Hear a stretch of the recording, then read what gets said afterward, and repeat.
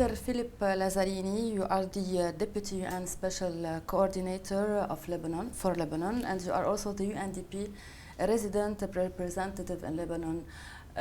In your opinion, what are the challenges that faces the UN agencies, and what are the solutions to reduce these challenges?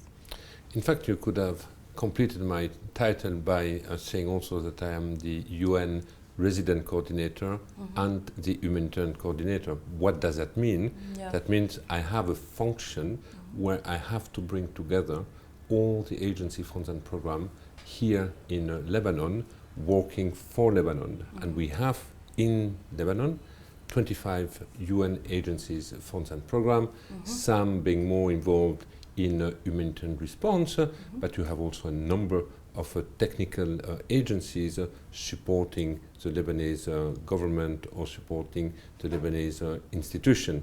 So I would say one of the main challenges I'm confronted with is to make sure that our contribution to Lebanon and to the Lebanese be a comprehensive one, be an integrated one, and to make sure that whatever an agency funds and program is providing to the country be completed by the contribution of other agencies. So basically, in my function of resident coordinator, I'm bringing all the agencies together under one umbrella in order to make sure that our collective contribution to the country and to the people be optimized.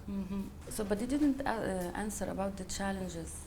What are the problems that you are facing here in Lebanon? I mean, the main difficulties today is the scope of the needs. I mean, Lebanon is a country which is forcing admiration within the international community by hosting, such a number of refugees. About 1.5 million people, which this is the real number, but because we have many sources that give many numbers. So what is the reality? I mean, there are many different numbers, but the reality is when it comes to the people registered by UNHCR, we have 1,050,000 people registered, Syrian, but we have also to count the 290,000 Palestinian registered here in the country.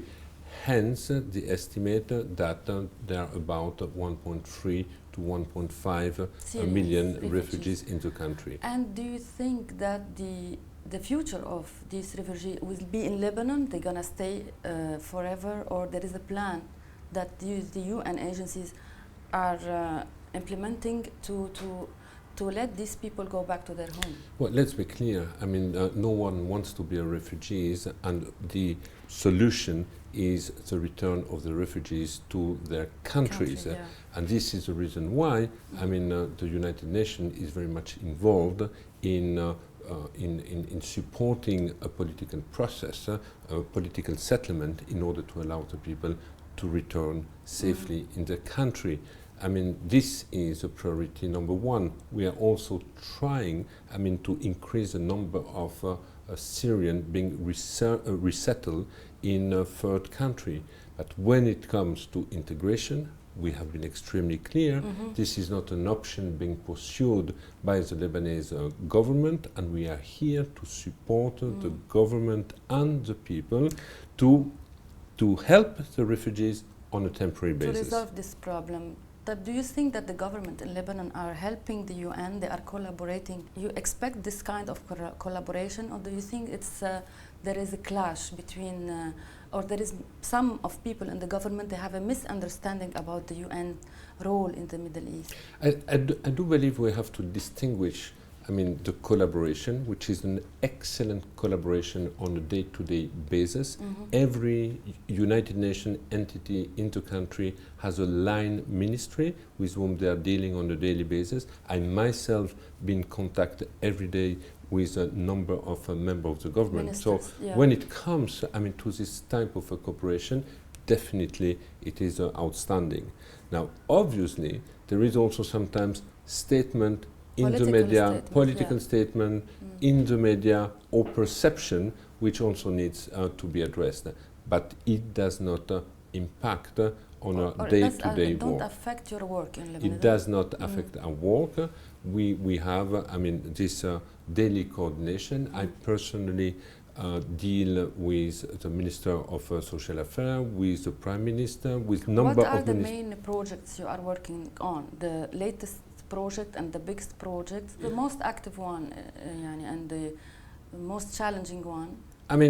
Education, for example. Education. Bringing all the children back to school. It's an extraordinary, ambitious project.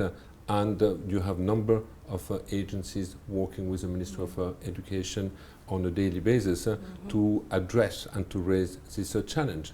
But obviously it's not only education, it's also health, it's access to water, agricultural project, institutional support to the municipality, support to the Syrian. You talk about the financial support or know-how support or well, we talk about everything. We talk about technical support, advice, support in terms of drafting policies, agreeing on standard and norms for the people, but we talk also about financial support, yes. What do you think about the crisis of the garbage crisis, and do you think that we achieve something in this file, in this? And I do believe that's a question you should ask the Lebanese. Sitting from where but I am, this is concerning the health of people. Absolutely. Yeah. No, it has been a disgraceful crisis.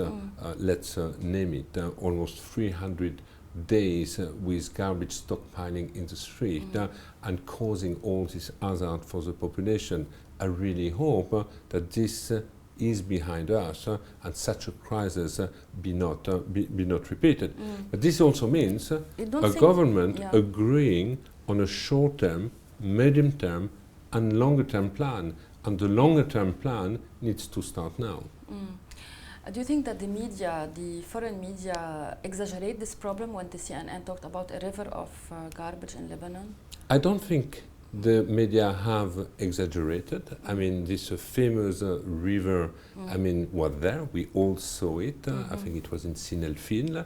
We all experienced, the stockpiling of the garbage in the street. We even experienced recently, the smell when they were removing finally, the garbage. So I don't think there was an exaggeration per se. And maybe, even if it was exaggerated, I think it was a necessary exaggeration in order for action to be taken. Mr. Philip, going back to the crisis in Syria, do you think there is a solution, a near solution, or there is, again, we're going to see war, or it's going to have there have to be a table of discussion, and do you think Bashar Assad will stay, will go? What is your point of view? That's a very difficult question for me to answer. If it would be an easy one, I do believe that those directly involved in the negotiation would certainly have found a solution. What I see and what I observe is that we are now into the 6th year of a deadly, horrendous conflict which has caused far too much human suffering. 400,000 people estimated have been killed, millions of people displaced within the country, millions of people having left the country, and this is a crisis with huge ramification. So there is urgency to find a solution. When the solution will take place, I don't know. What about rebuilding of Syria? There is some project now preparing the next phase in Syria of rebuilding the country and having projects in the economy and whatever. So does the UN have any, does the UN agencies involved in this, or there is no? There have been many planning, contingency planning, preparation for what we would call a day after, the day after being the day after a political settlement, a political agreement. I mean, it's a country to be, reconstructed, there is no doubt, but not only Syria. Other countries in the region, once the war will end, will need to be reconstructed. And also, we will have to revitalize, the economy of all the neighboring countries who have also paid the price of this crisis. And I do believe that Lebanon is one of those. Mr. Lazzarini, do you think that UN agencies need an adjustment their plans, their project, their kind of thinking about the Arab world. There is a conflict between what we say and what we do. I do believe that UN agencies need to think more in the long term. Yeah. And we have today, a perfect tool, the SDGs, the Sustainable Development Goal, which will, in our relation or partnership with countries, governments, civil society, private business, private sector, which would give the possibility to the UN agencies, but to all of us, to start to think about what is the aspiration, what is the vision, and then to start to think about what should be the roadmap to reach this aspiration. This is took me to ask about the gathering for the world leaders in 25th of September 2015, and to adopt the 2030 plan for sustainable development. So do you think that this plan gonna be affected or gonna be take the road to the achievement that they put it on the beginning, to achieve the points they agree on it? Listen, it's a fantastic commitment from all the member states, a 15-year vision with the objective to eradicate poverty, to address environmental issues, to address government issues, to address education for all issues, and so on. And it's very much built on the previous MDGs, the famous Millennium Development Goal, which have contributed, to significantly decrease hunger in the world, to significantly increase access to school, and certainly has also contributed to decrease significantly, mortality in the world. Talking about the mentality, how do you think about the mentality of Daesh or the terrorism? How do you define terrorism in the Middle East? And can we say Daesh, Hamas, Hezbollah, and Jabhat al-Nusra, whatever, are all the same? There is something in common, to delete all the structure of the countries of government, and they want to take the government for themselves. Violent extremism is definitely a concern. It's a plague, in the region, which needs to be addressed. I went, for example, recently to Tripoli, where they have been fighting over the last few years, and I remain convinced that one of the reasons why people were dragged into this kind of violence was not because of ideology, but it was because of poverty, extreme poverty, lack of perspective, lack of being even able to dream about a better life. And this addressing extreme poverty, exactly. So do you have this feeling of uselessness? And it's only by addressing these root causes that we can fight or prevent, I would say, extreme violence. We recently watched war between Sunni and Shia, especially in the Iraq, and there is massacres happening. So there is a plan in the UN agency about this to stop this somehow? The plan is the United Nations, and go back to its charter, is to promote peace and security in the world. So wherever you have raising tension, whether based on ideology, on religion, on races, the United Nations as an organization will interfere, will contribute to decrease this tension and promote peace and security. But we are today in an extraordinarily challenging environment.